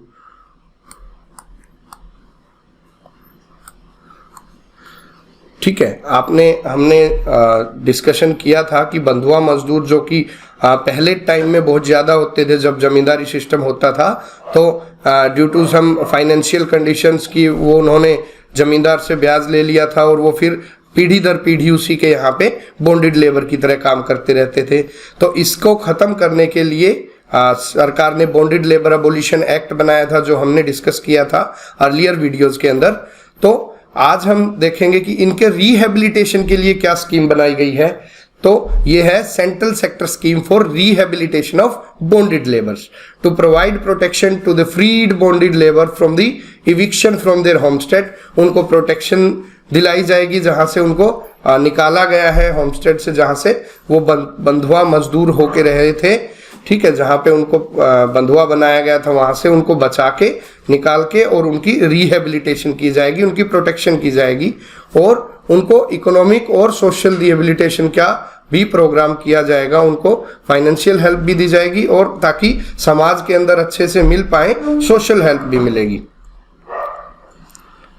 इसकी सैलिएंट फीचर्स क्या है? Financial assistance for rehabilitation of a rescued bonded labour. ठीक है, क्या क्या फाइनेंशियल असिस्टेंस मिलेगी? अगर वो मेल बेनिफिशियरी है, if is a male adult male beneficiary, then ₹1 lakh per adult. If special category beneficiaries है लाइक वीमेन और चिल्ड्रन, तो 2 lakh per person if she is a women और चिल्ड्रन। और एक्सट्रीमली डेप्रीवेशन में है या मार्जिनलाइज कंडीशन में है, और example such a transgender, women and children rescued from ostensible sexual exploitation और ट्रैफिकिंग। ठीक है, इस केस के अंदर जो फाइनेंशियल हेल्प होगी वो 3 लाख की होगी। तो हमने देखा अडल्ट मेल बेनिफिशियरी की 1 लाख रुपए की financial assistance, women and children जो कि स्पेशल कैटेगरी है उनके लिए 2 लाख पर पर्सन, और extreme deprivation like transgender, women and children rescued from, अगर सेक्सुअल अब्यूज के अंदर या ट्रैफिकिंग के अंदर से उनको बचाया जाता है या डिफरेंटली एबल्ड पर्सन है, तो जैसा कि डिस्ट्रिक्ट मजिस्ट्रेट को ठीक लगे एज ही डीम्स फिट, तो 3 लाख पर हेड की जो भी राशि है धनराशि दी जाएगी as a financial aid for their rehabilitation. Bonded labour rehabilitation fund, bonded labour rehabilitation fund district level पे बनाया जाएगा हर स्टेट के अंदर। It will be framed by every state. This fund would have a permanent corpus of at least ₹10 lakh, means this will be minimum corpus amount will be ₹10 lakh, and the entire penalties recovered from the perpetrators of the bonded labor upon conviction may be deposited in this special fund। तो जो भी penalties, जो भी fines लगेंगे, जो conviction हुआ है जिन पे अपराधियों पे जो कि बॉन्डेड लेबर्स के अंदर इन्वॉल्व थे, तो जो भी उन पे फाइन लगेगा और उसकी पेनल्टी वो सरकार को भरेंगे, तो वो सारी पेनल्टी जाके इस बॉन्डेड लेबर रिहेबिलिटेशन फंड के अंदर जमा होगी और वो यूज की जाएगी इन जो भी छुटवाए जाएंगे बॉन्डेड लेबर उनके रिहेबिलिटेशन के लिए। This fund will be utilise for extending immediate help to the released bonded labour. वो इमीडिएट हेल्प होगी, उनको फाइनेंशियल सोशल असिस्टेंस प्रदान की जाएगी। The financial assistance for rehabilitation is 100% reimbursed by the central government। तो एक बार उस डिस्ट्रिक्ट फंड से पैसा ले लिया जाएगा जो कि 100% सेंट्रल गवर्नमेंट उसको वहन करेगी, रीइंबर्समेंट करेगी। District administration is mandated to restore the bonded laborers to the possessions of such homestead and other residential premises as early as practical। तो डिस्ट्रिक्ट एडमिनिस्ट्रेशन जो कि डिस्ट्रिक्ट मजिस्ट्रेट के अंडर काम करेगा, उसकी जिम्मेवारी है कि उनको as early as possible rehabilitate करें, उनको अच्छी जगह पे बचा के उनको सेटल डाउन करें। The amount of rehabilitation assistance has been linked with the conviction of accused। ये हमने डिस्कस कर लिया कि उनको जो भी कन्विक्शन होकर फाइन आएगा वो इस फंड के अंदर यूज होगा। However, immediate assistance up to ₹20,000 may be provided to the rescued bonded labor by the district administration irrespective of the state of conviction proceeding। क्या है, कन्विक्शन होने में तो कोर्ट की प्रोसीडिंग चलेगी, काफी टाइम लग जाता है, तो उस बशर्ते उसके, वो तो आगे की बात है, देखी जाएगी उसका, लेकिन कन्विक्शन होने से पहले भी 20,000 रुपये तक की मदद डिस्ट्रिक्ट एडमिनिस्ट्रेशन, डिस्ट्रिक्ट मजिस्ट्रेट के अंडर उसी टाइम इमीडिएट हेल्प के लिए रेस्क्यूड बॉन्डेड लेबर को फाइनेंशियल असिस्टेंस देगा, मदद करेगा, वित्तीय सहायता करेगा। National career service, new scheme देखते हैं। नेशनल करियर सर्विस, क्या ऑब्जेक्टिव है इस स्कीम का? To bridge the gap between those who needs job, number 1, and those who want to hire them, means to bridge the gap between job seekers and job providers। ठीक है, तो इनको वो करने के लिए एक ये पोर्टल बनाया गया है, जैसे कि हम देखते हैं कि प्राइवेट पोर्टल है, जैसे naukri.com है, ठीक है, इस टाइप का ये naukri.com की तरह ही समझ लीजिए। तो नेशनल करियर सर्विस है, वहां पे जॉब सीकर अपना रजिस्ट्रेशन करेंगे, जॉब प्रोवाइडर्स वहां पे जॉब निकालेंगे, और इन दोनों के मिलाने के लिए नेशनल करियर सर्विस बनाई गई। To bridge the gap between those who need jobs and those who want to hire them, between people seeking career guidance and training. इसके अंदर तो सिर्फ जॉब देते हैं और लेते हैं, जो जिसको चाहिए होती है वो रजिस्ट्रेशन करते हैं, जिनको नौकरी निकालनी होती है वो रजिस्ट्रेशन करते हैं और इंटरव्यू कंडक्ट करते हैं। यहाँ पे training, career counselling, job guidance, ठीक है, ये सब भी मिलेगी, नेशनल करियर सर्विस का पार्ट रहेगी। तो ये आप इसका स्कीम का ऑब्जेक्टिव था। सैलिएंट फीचर क्या रहेंगी? It is the transformation of national employment service to provide a variety of employment related services like job matching, आपकी क्वालिफिकेशन, आपकी स्किल के हिसाब से जॉब की मैचिंग रहेगी, करियर काउंसलिंग रहेगी, एक्सपर्ट्स के द्वारा करियर काउंसलिंग रहेगी कि आप इस काम के लिए सही रहेंगे, आपकी ये स्ट्रेंथ है तो आपको इस फील्ड में जाना चाहिए, यहाँ स्किल डेवलपमेंट करना चाहिए, सो दैट आपको जॉब इजीली मिले। वोकेशनल गाइडेंस, ठीक है, similarly information on skill development courses, जो स्किल डेवलपमेंट के कोर्सेज हैं जहाँ पे आपकी वोकेशन अच्छी होती है, ताकि वोकेशनल गाइडेंस मतलब कुछ ऐसे काम जो कि आपको कोई स्किल प्रदान करें और उनके काम खत्म होने के बाद आपको इजीली नौकरी मिल सके, ठीक है। तो ये सब स्किल डेवलपमेंट कोर्सेज वगैरह की भी जानकारी मिलेगी, which are offered through employment exchange, जो डिफरेंट एम्प्लॉयमेंट एक्सचेंज हैं उनके थ्रू ये सारी जानकारियां प्राप्त होंगी नेशनल करियर सर्विस पोर्टल पे। The NCS portal provides for registration of employer अपना रजिस्ट्रेशन करेंगे, जॉब सीकर्स एम्प्लॉयर रजिस्ट्रेशन करेंगे, प्लेसमेंट ऑर्गेनाइजेशन और training providers to offer employment related services online. तो ये सारे लोग अपना रजिस्ट्रेशन इस पे करेंगे और एक दूसरे से को मिलाने का काम किया जाएगा नेशनल करियर सर्विस पोर्टल के द्वारा। अगली स्कीम देखते हैं, national pension scheme for traders and self employed persons. Traders, और आपने अभी तक देखा कि ज्यादातर स्कीम थी वर्कर्स के लिए, तो ये जो स्कीम है वो सेल्फ एम्प्लॉयड पर्संस या फिर व्यापारियों के लिए है। इसको हिंदी में बोलेंगे प्रधानमंत्री लघु व्यापारी मानधन योजना। ये जैसे कि हमने देखा था PM सिम की तरह, ठीक है, ये मानधन योजना है, ठीक है, to provide monthly minimum assured pension to लघु व्यापारी। लघु व्यापारी होते हैं छोटे ट्रेडर्स, जो ट्रेडर्स हैं जो कि या तो सेल्फ एम्प्लॉयड हैं या फिर दुकान चलाते हैं, छोटी रिटेल शॉप चलाते हैं, राइस मिल ओनर हैं, तेल की चक्की चलाते हैं, वो वर्कशॉप में काम करते हैं या वर्कशॉप के मालिक हैं, कमीशन एजेंट हैं, रियल एस्टेट ब्रोकर हैं, स्मॉल होटल्स हैं, रेस्टोरेंट हैं या फिर ढाबा बनाया हुआ है, और जो भी लघु व्यापारी हैं, ये सब पार्ट हैं लघु व्यापारीज का। तो इनको मिनिमम मंथली अश्योर्ड पेंशन की योजना चलाई है प्रधानमंत्री लघु व्यापारी मानधन योजना, ठीक है। तो इन लोगों के लिए, क्योंकि ये इन लोगों को कोविड के अंदर बहुत ज़्यादा बैकड्रॉप लगा था और इनका एकदम से इशू आ गया था कि अब हम क्या करें, सेविंग्स नहीं थी, जो पैसा था, क्योंकि छोटे व्यापारी थे तो सारा पैसा बिजनेस के अंदर लगा दिया था, तो कोविड में बट लॉकडाउन के कारण ये कोई भी बिजनेस नहीं चला पा रहे थे, तो इन लोगों को बड़ी समस्या का सामना करना पड़ा। और ये सेल्फ एम्प्लॉयड है, ये भी नहीं है कि किसी से सैलरी डिमांड कर लें, इन लोगों को इवन खुद को जो एक आधा वर्कर लगा रखा था उन लोगों को भी सैलरी देनी थी, उनका घर भी देखना था। तो इसी को देखते हुए प्रधानमंत्री लघु व्यापारी मानधन योजना चलाएगी, national pension scheme for traders and self employed person. तो इस उद्देश्य के साथ चलाई गई। इसकी क्या क्या विशेषताएं, क्या क्या फीचर है? It is an extension on PM Shram Yogi Maandhan योजना। पीएम श्रम मैंने बताया, पीएम श्रम जो था वर्कर्स के लिए जो बनाई गई थी, पीएम प्रधानमंत्री श्रम योगी मानधन योजना, उसको ही एक्सटेंड किया गया और प्रधानमंत्री लघु व्यापारी मानधन योजना बनाई गई। इसके अंदर वॉलेंट्री और contribution based central sector scheme है। Number 1 this is central sector scheme, और इसमें वॉलेंट्री और कंट्रीब्यूशन डाला जाएगा, ठीक है, जो कि बाद में 60 साल की उम्र के बाद व्यापारी को पेएबल होगा। 50% monthly contribution is payable by the beneficiary till the age of 60 years. 60 साल तक 50% आपको उसके अंदर कंट्रीब्यूशन डालना है। वो डिपेंड करेगा, जैसे कि पीएम स्कीम के अंदर है, it will depend on the age at which the subscriber enter into that scheme. जिस उस सब्सक्राइबर उस स्कीम के अंदर किस उम्र में, अगर वो 18 साल की उम्र या 20 साल की या 25 साल की उम्र में एज अ बेनिफिशियरी रजिस्टर करता है तो उसकी प्रीमियम कम होगा, लेकिन अगर वो 50 साल के अंदर करता है तो उसका प्रीमियम ज्यादा होगा, ठीक है। तो 50% मंथली कंट्रीब्यूशन ये देंगे, 50% गवर्नमेंट देगी, ठीक है। एक matching equal contribution will be paid by central government. दोनों का मिला के कॉर्पस के अंदर फंड आपका इकट्ठा होता रहेगा प्रधानमंत्री लघु व्यापारी मानधन योजना के फंड के अंदर, जो कि आपको 60 साल की उम्र के बाद एज अ पेंशन मिला करेगा।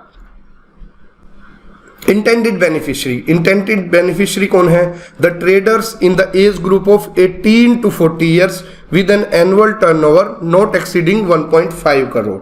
तो 18 से 40 साल तक के वो व्यापारी जिनका एनुअल टर्नओवर 1.5 करोड़ से ज्यादा नहीं है, वो इस स्कीम के लिए एलिजिबल बेनिफिशियरी हैं, ठीक है। और उनका having a saving bank account in their name and Aadhaar number who are also not a member of EPFO, ESIC, NPS या फिर PM SIM और इनकम टैक्स पेयर ना हो, ठीक है। ये इसकी ये है कि वो व्यापारी जो कि 18 से 40 साल की उम्र में है और जिनका एनुअल टर्नओवर 1.5 करोड़ से ज़्यादा नहीं है और उनके पास आधार कार्ड है और बैंक अकाउंट है खुद के नाम से, सेविंग बैंक अकाउंट, और वो PF, ESIC, NPS, PM SIM या इनकम टैक्स के रजिस्ट्रेशन में दायरे में नहीं आते हैं, ठीक है।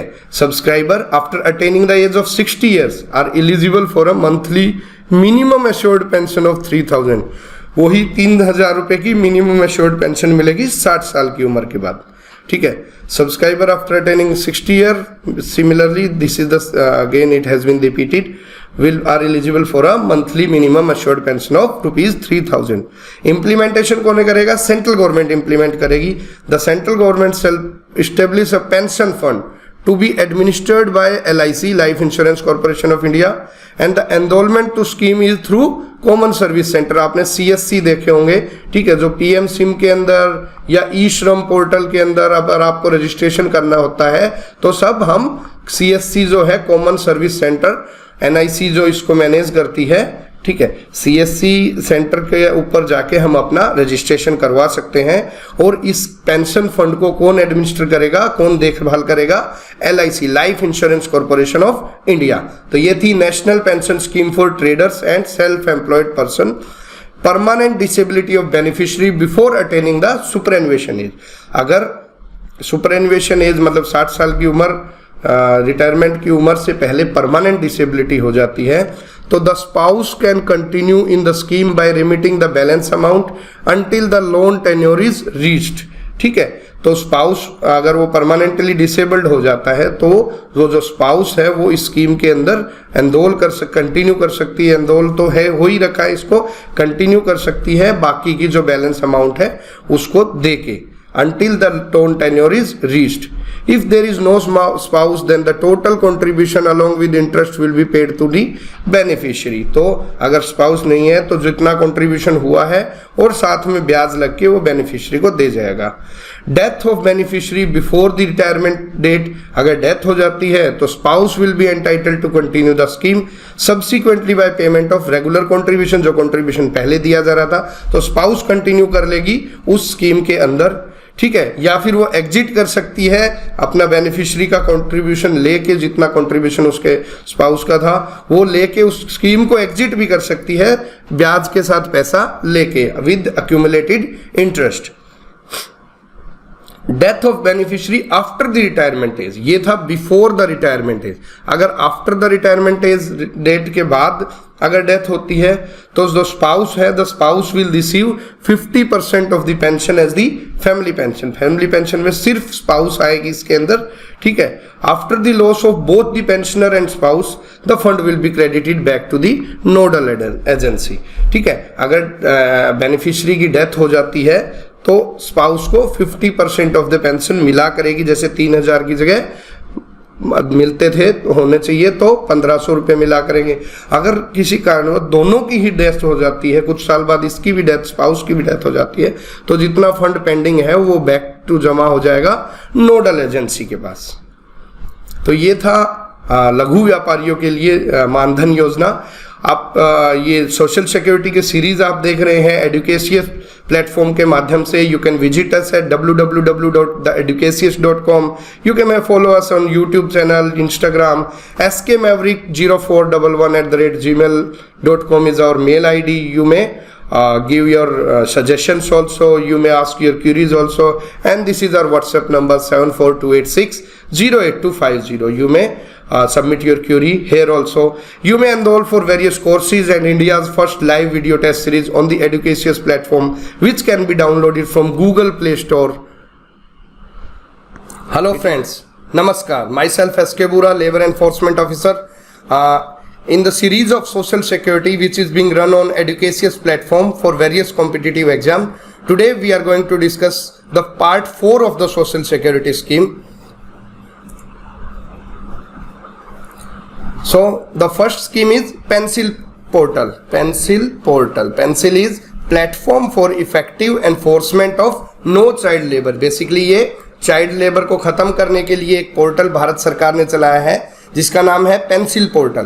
Platform for effective enforcement for no child labour. तो this is PENCIL portal to foster the creation of a child labour free India. This is the aim, to foster the creation of a child labor free India, which will seamlessly integrate implementing and monitoring mechanism both. Implementing mechanism और monitoring mechanism दोनों को integrate करेगा। आप जो schemes है child labour को खत्म करने के लिए उसको भी इफेक्टिवली इन्फोर्स कर सकेंगे और मॉनिटर कर सकेंगे कि कहाँ पे चाइल्ड लेबर का कोई इश्यू आ रहा है, कहाँ पे मीनेस चाइल्ड लेबर का अवेलेबल है, वहाँ पे लोग जानकारी दे सकेंगे, फोटोज वीडियो डाल सकेंगे कि यहाँ पे चाइल्ड लेबर लगा हुआ है। तो for effective enforcement of no child labour और चाइल्ड लेबर फ्री इंडिया, ठीक है। Enforcement of the legislative provision that is 1986 child labour abolition and regulation provision and effective implementation of NCLP. NCLP we have already discussed.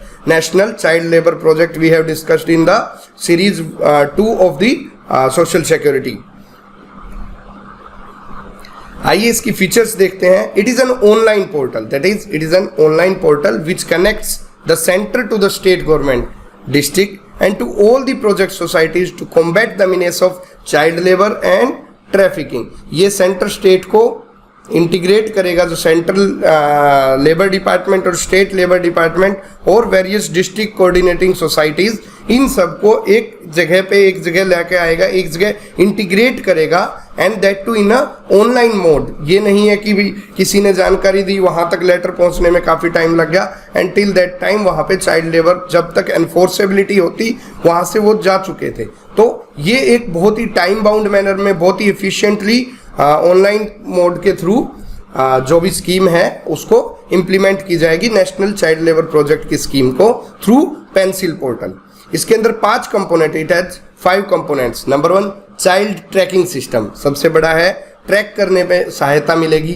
Complaint corner, अगर किसी भी आदमी को किसी भी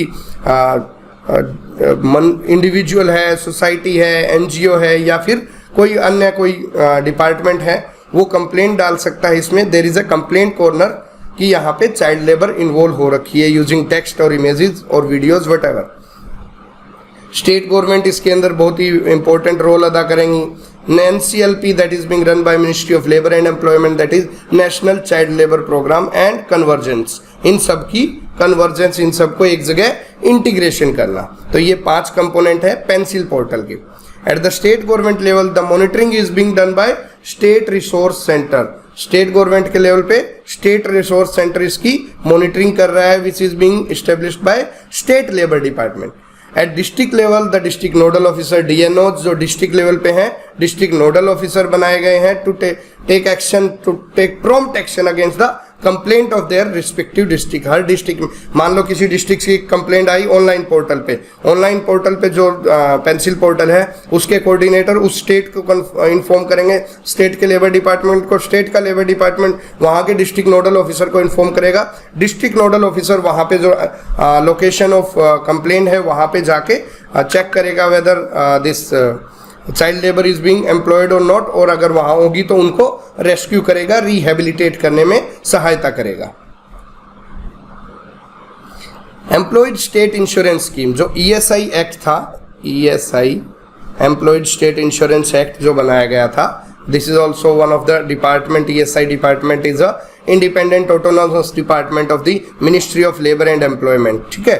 तो ESIC employ state insurance corporation, so उसी के अंदर एक एम्प्लॉयड स्टेट इंश्योरेंस स्कीम लागू की गई to provide protection to employees as defined in the ESI act of 1948। जो ESI एक्ट 1948 के अंदर कुछ एम्प्लॉयज को प्रोटेक्शन दी गई है, उनको फुलफिल करने के लिए, उनको ऑन द रोड मैप पे लेके आने के लिए ये स्कीम बनाई गई थी against sickness, disablement, death due to employment injury, maternity benefit and to provide medical care to the insured person and their families। ये सारी सहायता जो कि एक्ट के अंदर दी गई है, एक्ट के प्रोविजंस के अंदर दी गई हैं एम्प्लॉयज स्टेट इंश्योरेंस एक्ट को, उनको ग्राउंड लेवल पे इम्प्लीमेंटेशन, ग्राउंड लेवल पे लाके उनके रूल्स स्कीम्स बनाने का काम है। एम्प्लॉयड स्टेट इंश्योरेंस स्कीम के अंदर ये कहा गया है protection of employees against sickness, disablement, death due to employment injury, maternity benefit and to provide medical care to the IPs। IPs are insured persons. Salient features देखते हैं। It is a self financing scheme that caters to the social security and health insurance need of the employees. ये जो scheme है ये self financing scheme है, means इसके अंदर fund आता रहता है by deduction of some portion through जो कंट्रीब्यूशन ऑफ द एम्प्लॉयर जो कंट्रीब्यूशन करता है उससे स्कीम के अंदर फंड आता रहता है। ये किसके लिए? सोशल सिक्योरिटी ऑफ वर्कर्स के लिए और उनको हेल्थ इंश्योरेंस प्रोवाइड करने के लिए ये स्कीम बनाई गई थी, employed state insurance scheme. The scheme is being funded by both the employer and the employee. Employer और एम्प्लॉय दोनों का फंड इसके अंदर आता है, ठीक है। कुछ पोर्शन एम्प्लॉयर का आता है, कुछ पोर्शन एम्प्लॉय का आता है। बेसिकली जैसे कि एम्प्लॉयज प्रोविडेंट फंड एक्ट 1952 देखा, उसके अंदर भी जो फंड बनाया गया है जहाँ पे एम्प्लॉयर कॉन्ट्रीब्यूशन आता है, एम्प्लॉय कॉन्ट्रीब्यूशन आता है, इसी तरह जो ESI फंड है, एम्प्लॉय स्टेट इंश्योरेंस फंड, उसके अंदर भी इन दोनों का कुछ कुछ फंड पार्टली मंथली आता रहेगा और वो इसकी फंड का पार्ट बनेगा।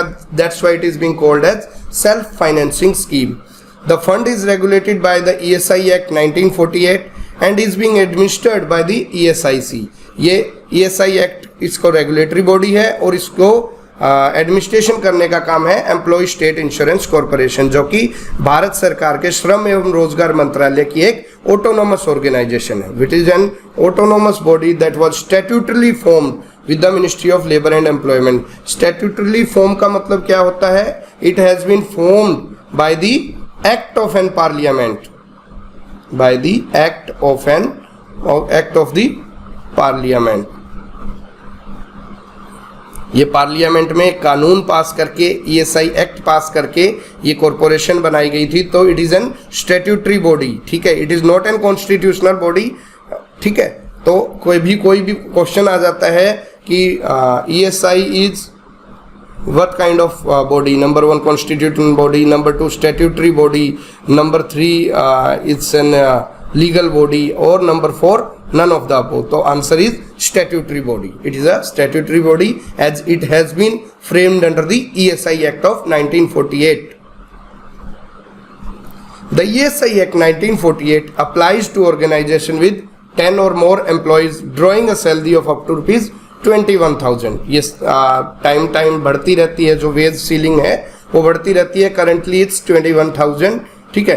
तो ये लगती है उन सभी ऑर्गेनाइजेशन पे जहां 10 या 10 से ज़्यादा वर्कर काम कर रहे हो। पीएफ के केस के अंदर जो थ्रेशोल्ड लिमिट थी वो 20 और मोर वर्कर्स थी, आपने देखी थी, हमने डिस्कस किया था एम्प्लॉइज प्रोविडेंट फंड एक्ट जो लेबर लॉज सेक्शन के अंदर डिस्कस किया गया था। इन case of payment of gratuity the threshold limit of employees is 10 or more workers. So this ESI Act applies to organization with 10 or more employees drawing a salary of drawing salary up to rupees 21,000. That is the maximum ceiling is 21,000. The Government of India through Ministry of Labour and Employment decides the rate of contribution under ESIC Act. जो rate of contribution है वो government of India decide करती है through its ministry of labour and employment. The rate of contribution is fixed at 4% of the wages with employer share being 3.25 of and employee share being 0.75। 4% fix किया गया है currently जो ESI का contribution है, जैसे कि 12% हमने देखा था पीएफ के अंदर किया गया था, ऐसे ही यहाँ पे जो सैलरी होती है उसके 4% of the wages that is basic plus DA का 4% कंट्रीब्यूशन होगा एम्प्लॉय स्टेट इंश्योरेंस फंड के अंदर स्कीम के तहत, जिसमें से 3.25% एम्प्लॉयर देगा और 0.75% एम्प्लॉय देगा। It is not applicable for seasonal factories और factories engaged in pursuit of blending, packing, repacking tea और कॉफी और any other processes as notified by the central government.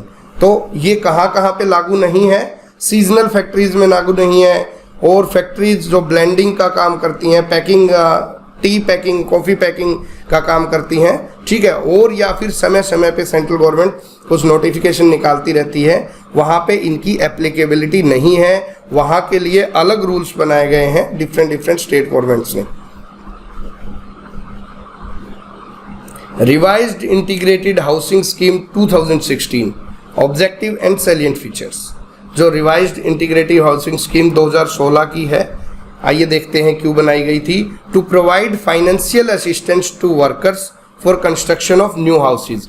श्रमिकों के लिए नए घर बनाने के लिए ये स्कीम बनाई गई थी, और ऑलरेडी स्कीम थी इंटीग्रेटेड हाउसिंग स्कीम, बट इसको 2016 में रिवाइज किया गया। It has been launched in 1989 से ये स्कीम चलती आ रही थी, बट इसको कई बार रिवाइज किया गया। करंटली 2016 के अंदर इसको रिवाइज किया गया। It provides housing subsidies of ₹1,50,000 per worker in 3 instalment directly into the bank account of beneficiaries.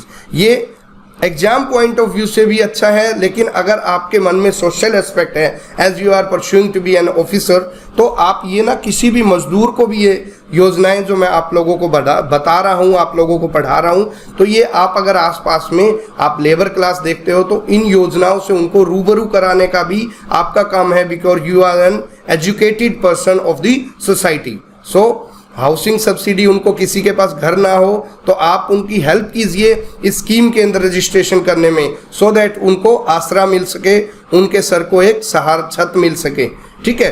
तो it provides housing subsidy of 1,50,000 per worker in 3 installment directly into the bank account of the beneficiary. The beneficiaries include workers engaged in BD or iron ore mines, manganese ore mines, chroma ore mines, limestone mines, dolomite mines, mica mines, cinema industry में भी registered with the labor welfare organization। ये ministry of labour की एक autonomous organisation है जिनको head करते हैं DGLW, director general labour welfare, ठीक है। तो लेबर वेलफेयर ऑर्गेनाइजेशन के अगर कोई इंडस्ट्री जो कि इनके अंदर आती है और उनके वर्कर्स हैं, तो उनके वर्कर्स के लिए रिवाइज्ड इंटीग्रेटेड हाउसिंग स्कीम 2016 है। इनिशियली स्टार्ट हुई थी 1989 के अंदर, और 1,50,000 पर वर्कर का इसके अंदर 3 इंस्टॉलमेंट में आपको सब्सिडी मिलेगी, हाउसिंग सब्सिडी मिलेगी। नेक्स्ट देखते हैं समाधान पोर्टल। समाधान means software application for monitoring, disposal and handling of industrial dispute. ये बेसिकली जो इंडस्ट्रियल डिस्प्यूट एक्ट 1947 है, इंडस्ट्रियल डिस्प्यूट्स एक्ट 1947 के तहत जो भी डिस्प्यूट्स जो भी रेज करते हैं, whether it's an individual dispute और a dispute being raised by trade union, तो वो सब आजकल ऑनलाइन पोर्टल पे हम कर सकते हैं। हमें लेबर कमिश्नर ऑफिस के बार बार चक्कर काटने की ज़रूरत नहीं है। एक प्रॉपर पोर्टल बनाया गया है, वेबसाइट बनाई गई है ministry of labour and employment के द्वारा, जहाँ पे आप अपना ग्रीवांस, अपना डिस्प्यूट रेज कर सकते हैं, उसकी प्रॉपर मॉनिटरिंग होगी, प्रॉपर उसका डिस्पोजल होगा with in a time frame that is 45 days. So what are the objective and salient feature? It is a dedicated web portal for conciliation, arbitration and adjudication of the industrial dispute. Means it is a web portal for conciliation, arbitration and adjudication, ठीक है, of the industrial dispute. Conciliation हमने industrial dispute act के अंदर जो definitions थी और concepts थे वहाँ पढ़ा था कि ये बेसिकली समझौता करवाया जाता है समझौता अधिकारी के द्वारा, ठीक है. आर्बिट्रेशन में एक थर्ड पार्टी इंडिपेंडेंट आर्बिट्रेटर रहता है जो इसको दोनों पार्टीज अप्रोच करती है एंड हिज डिसीजन और हिज जो होता है इन दोनों के, तो that is binding on both the parties. And adjudication is basically being done by labour courts और ट्राइब्यूनल्स. तो दीज आर जुडिशियल बॉडीज जो कि फैसला सुनाती हैं, ऑर्डर करती हैं, अवार्ड करती हैं. It brings all stakeholders that is government, industry and labor. These are the three stakeholders of an industrial relations of an industry. So it brings all the stakeholders involved in an industrial dispute on a single integrated platform that is web portal or Samadhan portal.